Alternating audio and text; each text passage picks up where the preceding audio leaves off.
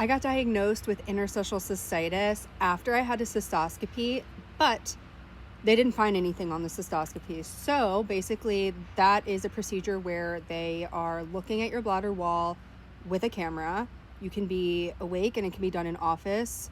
I personally don't recommend that. It was pretty painful for me, but a lot of people can do it with no pain and no issues. And you can also get it done under anesthesia. I think it just depends on the doctor's preference.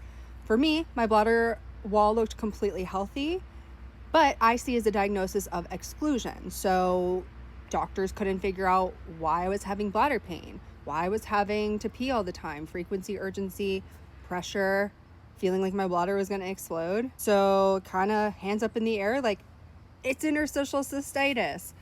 But fast forward 10 years later, I got diagnosed at 20 or 18 and I am now 30 and I have no symptoms.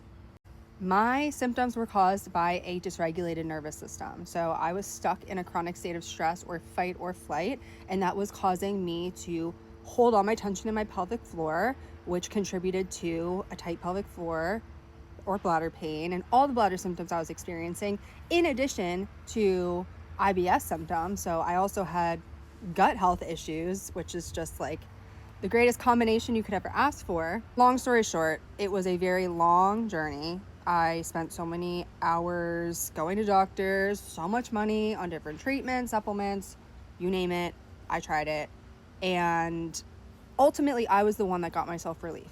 I was the one that figured out that my nervous system was at the root of all of my problems.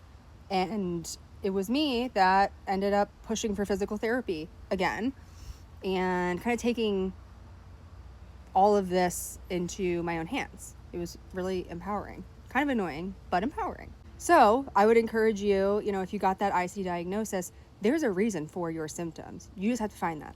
We call that the root cause.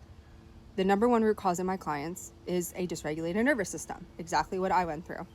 And I'm actually hosting a free masterclass next week where I'm going to be diving into this topic a little bit more. So how to identify if your nervous system is contributing to your bladder symptoms, what's the connection between the nervous system and the bladder. We'll talk about how you can get relief just in time to enjoy the holidays. So be there.